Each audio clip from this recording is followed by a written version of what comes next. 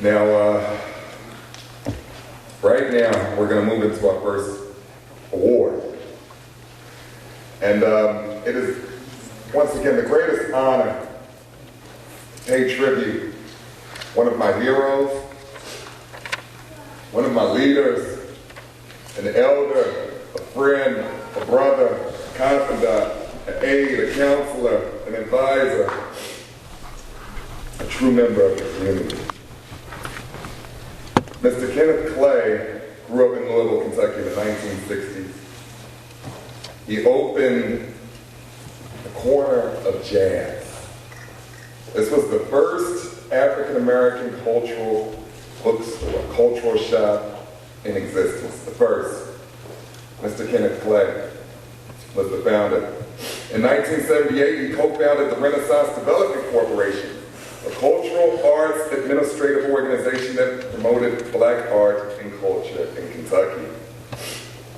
In 1983, Mr. Clay joined the staff of Kentucky Center for the Arts, where he remained for more than 21 years. He received the Chicago Kaumba Theater's 1993 Liberation Award, for presenting African American artists, and the 1999 Governor's Community Arts Award. In July 2004, King Clay left the Kentucky Center for the Arts and became a freelance arts consultant. He is the president of King Clay and Associates. He is also the founder of Legacies Unlimited, everything from the Jazz Fest, from the Soul Food Fest, to pretty much anything cultural that you see take place on the waterfront. It's the result of the work of Mr. King Clay. We wouldn't be here in Kentucky Center for the Arts today without Mr. King Clay. That's right. We wouldn't have Broadway plays in Kentucky, most certainly not in Louisville, without Mr. King Clay. I would not be here today, living as an artist and an activist in Kentucky Center, without Mr. King Clay. Once again, he was a very dear friend of my grandmother and a very dear friend of mine. Without further ado, Mr. King Clay, would you please come? I'll let you grab the mic, Mr. Clay. I want you to know something about this award that we're presenting you with. It is the handiwork of one Mr. LeVon Wright. He's a sculptor. I think you may be familiar. You have some work here in Kentucky Center. Thank you once again, Mr. Clay. Today at this program, in terms of contributions that I have made and others have made to the arts of Louisville.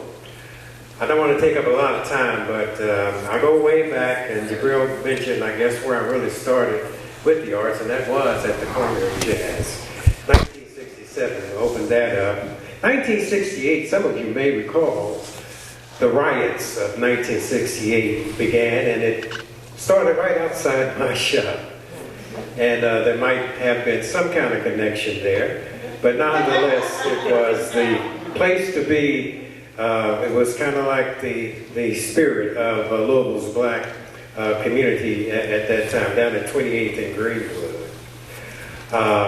It is, again, just wonderful to be recognized for some of the things that you've done with your life and some of the contributions that you've made. You know, you go through life sometimes doing things, not realizing what the impact is going to be. But more and more as I get older, I sense and feel and hear things that really impress me with what I have done, and impress me also with people, particularly the young folks who are coming up, who are following a path that I had something to do with, who are making a way on their own, and who are coming into their full leadership. And I am thrilled today to be recognized along with others, Mama Ya in particular, who's been on that road along with me a number of years. Just wanted to say again how grateful I am for this recognition. Thank you so much. With all my love, good evening.